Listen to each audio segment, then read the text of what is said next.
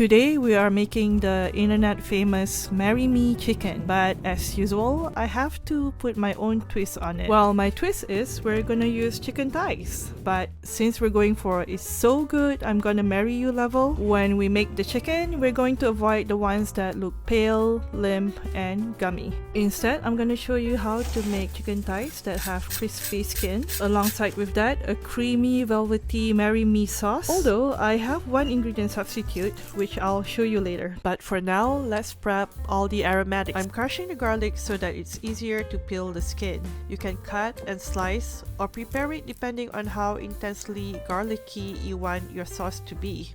Next, we need half a teaspoon of chili flakes and a bunch of thyme. When you're done with prepping your aromatics, it will look something like this. Now let's talk about the substitution that I made. In the original recipe, it calls for sun-dried tomatoes and also basil, but in this economy, that's 2 more extra items that you have to buy. So I feel that my can of tomatoes here makes an awesome sub, because not only it has ripe tomatoes, it also have basil in it. Later, I'll show you how to prepare these ripe tomatoes so that it will have the same flavor profile as the sun-dried tomatoes. The last 2 ingredients for your sauce is Parmesan, you grate it, and also some heavy cream. Now I'm gonna show you how to prep the chicken thighs so that it will stay crispy in the pan. So usually people will debone the chicken thighs so that it will lay flat and it will crisp up. But lately I've been using this shortcut that I will show you. All you have to do is locate the chicken thigh bone and make shallow slits on the left and the right of the bone. You will see later that it will really help to make it flat. But this is only the first step. There's another step to making it crispy.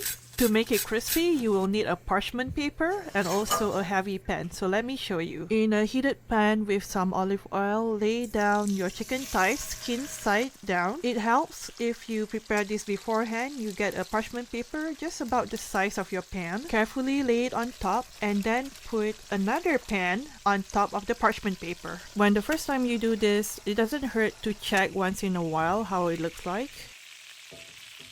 You will only have to do this for 5 minutes. After that, the skin would have set and then we can just fry it as usual. So you would want the skin side to be really nice and crispy before you flip it. Ideally, it should look something like this. But of course, today I messed it up. But as you can see later, it doesn't really matter. When your chicken is fully cooked, transfer it to another container because you need the cooking oil for the sauce. Before the sauce though, remove some of the oil if you think that is too much. Now we're gonna fry our tomatoes. So instead of a sun-dried tomatoes, we do a oil-dried tomato. Both have the concentrated tomato flavor, but only one of them is chewy like raisin. Add the aromatics only after the tomatoes are caramelized. Watch out for the thyme. Make sure that it's not burned. Take it out if you need to. And also for the garlic, let it soften. When that happens, you can add the dairy, which is the heavy cream, and also the Parmesan cheese. After letting it simmer for a couple of minutes, your sauce is done. The longer that you let the sauce sit, the more orange that it will be. From here, you can add the chicken back to the sauce, or you can serve it separately like this. If you choose to add it back to the pan, don't simmer it too long, maybe less than a minute, because the steam will cause the skin to soften. Some exciting news, I found a new way to make rotisserie chicken in the oven. I don't think anyone have done it this way, so I hope to see you in my next video.